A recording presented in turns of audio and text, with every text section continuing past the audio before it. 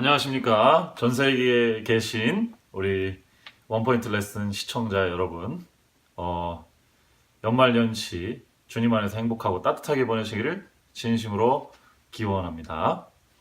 오늘은 2018년도 4기 마지막 교과 시간 되겠습니다. 제13과 연합의 최종적인 회복이라는 제목을 달고 있네요. 먼저 기억절의 말씀을 읽고 시작해 보도록 하겠습니다.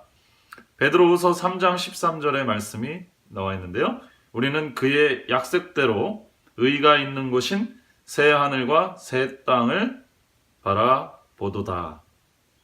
베드로후서 3장 13절의 말씀입니다. 이번 교과의 전체 주제는 그리스도 안에서의 연합이었습니다. 사실 이 주제는 우리가 보편적인 기독교인이라면 누구나 다 공감하고 받아들일 수 있는 그런 주제들이죠. 교과의 저자는 아마도 이 보편적인 이 가치, 기독교 안에서, 그리스도 안에서의 연합이라는 주제를 재림교회라는 특수한 우리 상황에 맞춰서 그 둘을 조화시키려고 했다고, 그런 노력이 우리 교과 과정 공부들 속에서 속속들이 알 수가 있을 것입니다. 이번 마지막 교과도 마찬가지입니다. 재림교회가 갖고 있는 재림, 부활, 또 새하늘과 새 땅에 대한 우리의 교리 혹은 이해를 그리스도 안에서의 연합이라는 대주제 안에서 함께 엮음으로써 대단원의 마무리를 하고 있습니다. 저는 이 마지막 시간에 저 역시 한과 한과를 자세하게 다루기보다는 전체적으로 우리 교과의 방향, 그리고 재림교회가 갖고 있는 종말론, 희망의 종말론을 정리를 해드리면서 올 한 해 마지막 교과 공부를 마무리하려고 합니다. 이번 주 교과를 정리를 하자면 그날에 대한 이야기다, 이렇게 살펴볼 수 있겠습니다. 구약 성경에 보면 그날과 그때에 대한 이야기가 나옵니다.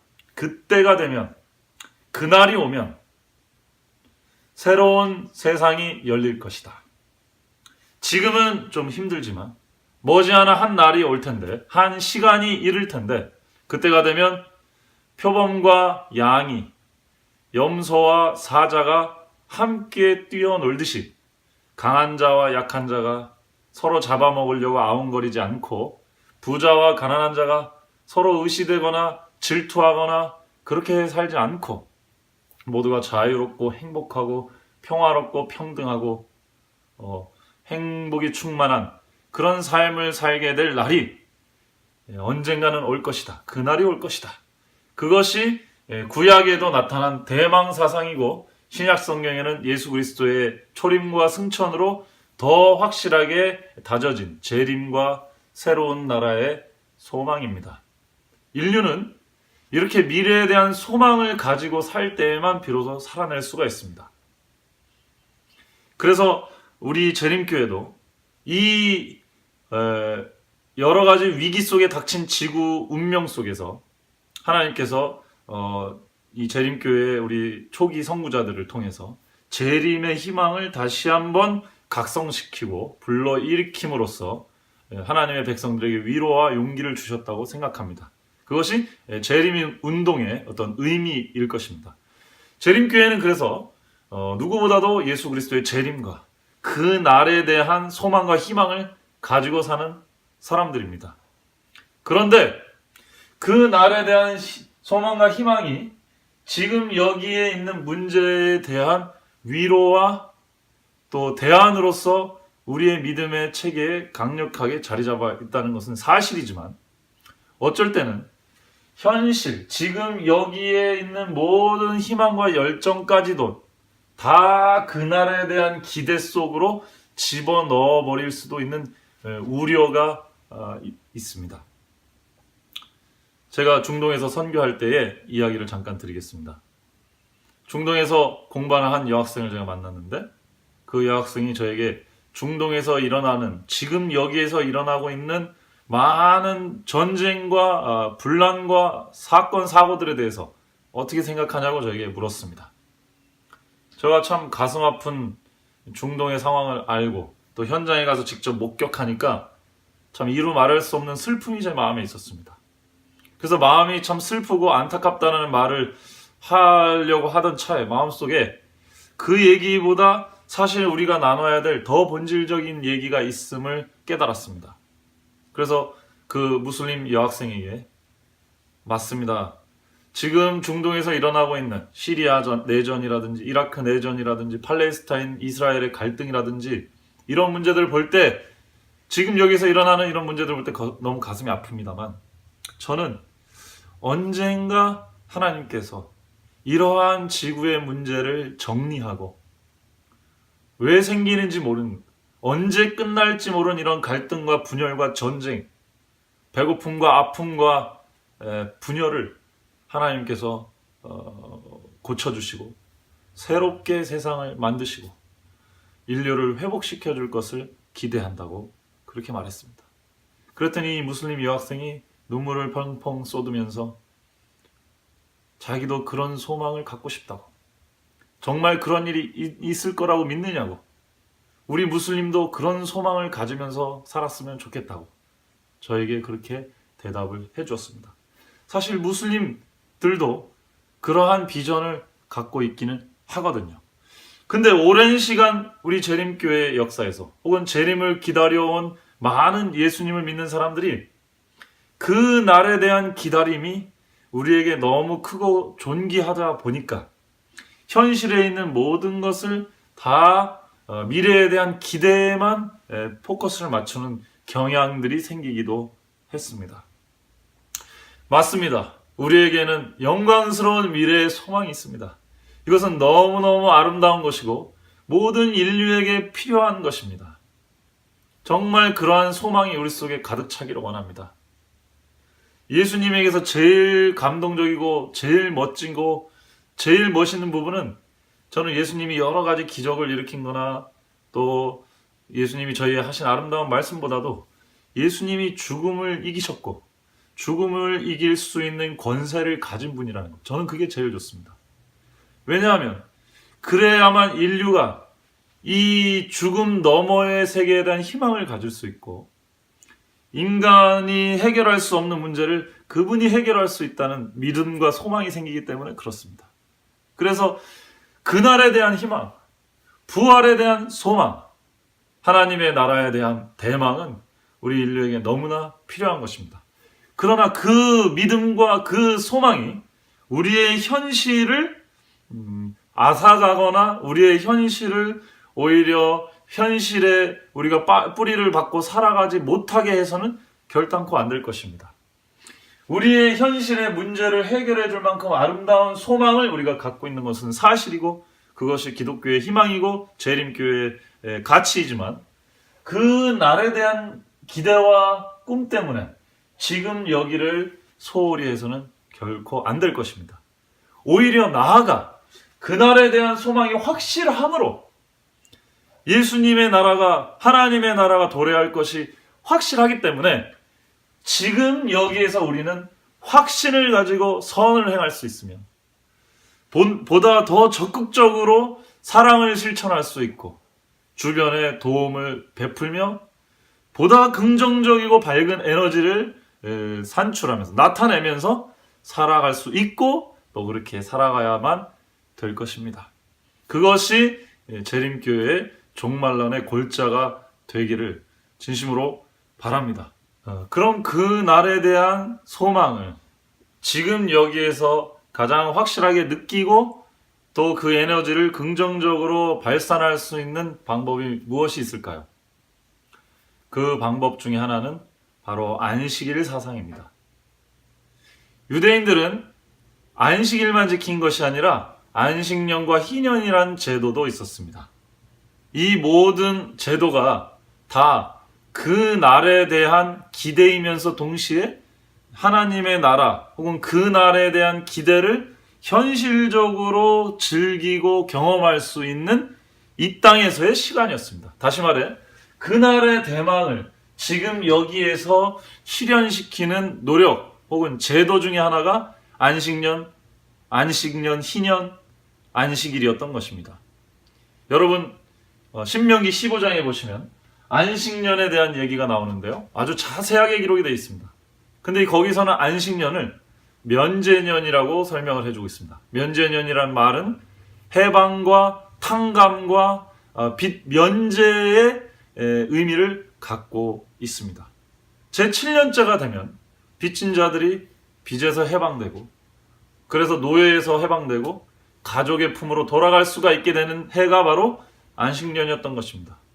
이 안식년은 그냥 민중들의 고통을 경감시켜주는 게 아니라 바로 그 날에 대한 희망을 이 땅에서 구체적으로 느낄 수 있도록 만들어준 제도였습니다. 그래서 이 땅에서 고통스럽게 살아가는 사람들이 그날에 대한 희망을 가질 때, 이 땅에서 조금이라도 그날에 대한 경험을 하지 못하게 되면 그 날에 대한 희망이 사그라들게 되겠죠. 그럼 희망이 점점 희미해질 것이었습니다. 그 희망을 갖고 현실을 살아야 되는데, 희망이 약해지면 현실에 우리가 절망하게 되고 슬퍼지겠죠. 그래서 안식년, 희년 제도를 두어서 제7년째는 하늘나라 가면 맛볼, 빚에서 해방되고 모두가 평등하고 서로가 서로를 압제하지 않는 그런 시간을 경험했던 것입니다. 근데 7년도 길 수가 있어요.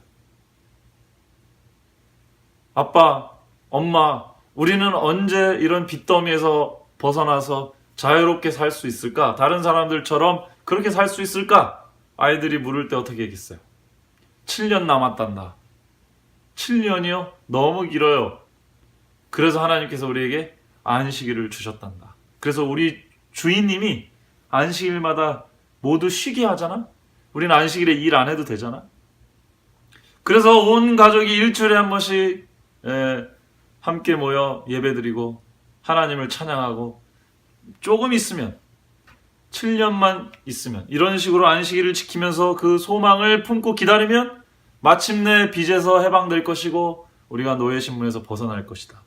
그런 거를 경험하면 이스라엘 백성들이 결국 우리가 이 땅에서는 매년 안식일을 지키고 매주 안식일을 지키고 매년 안식년을 지킬지라도 이 땅에서는 부자건 가난한 자건 모두가 다 사망이 무서워서 사단의 종 노릇하게 살 수밖에 없지만, 결국 하나님께서 하나님의 나라를 이루실 때 모든 하나님의 자녀들이 자유롭고 평등하고 행복하고 화목한 나라로 들어갈 수 있다는 그러한 희망을 아주 구체적으로 붙잡을 수 있도록 하나님께서 이 제도들을 설계를 해주셨던 것입니다.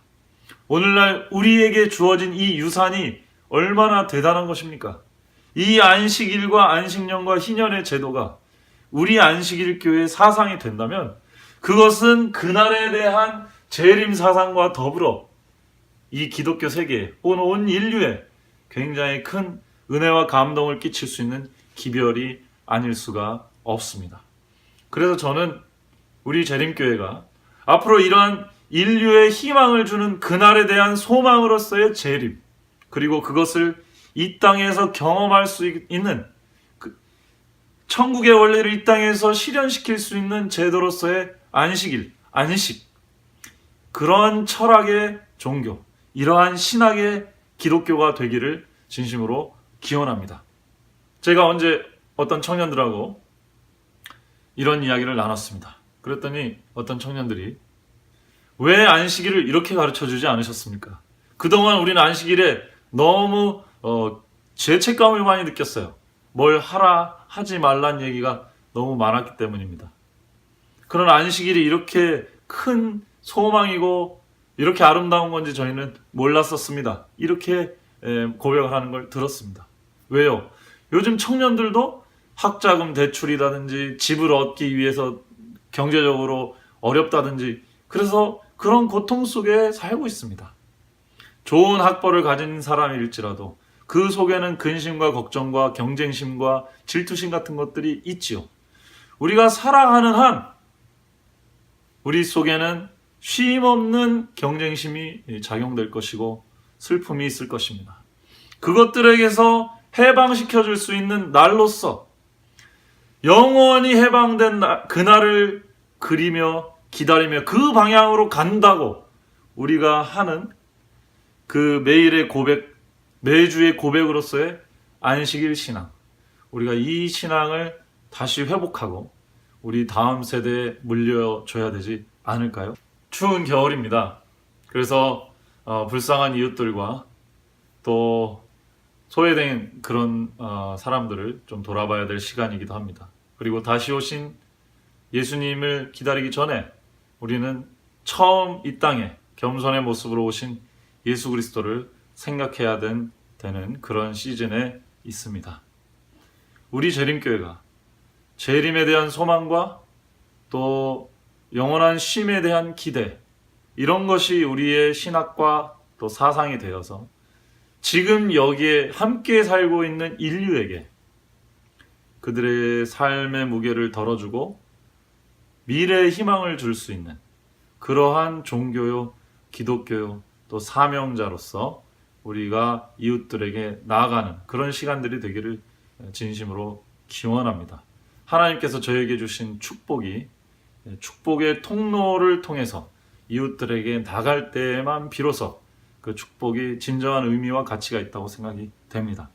하나님께서 우리에게 그날에 대한 소망을 주셨지만 그 소망으로 우리가 지금 여기 있는 모든 것을 쏟아붓는 것이 아니라 그 소망 때문에 지금 여기서 우리가 하나님의 나라의 희망과 빛과 쉼과 안식을 증거할 수 있는 그러한 삶을 살게 되기를 진심으로 바라마지 않겠습니다. 여러분 감사합니다.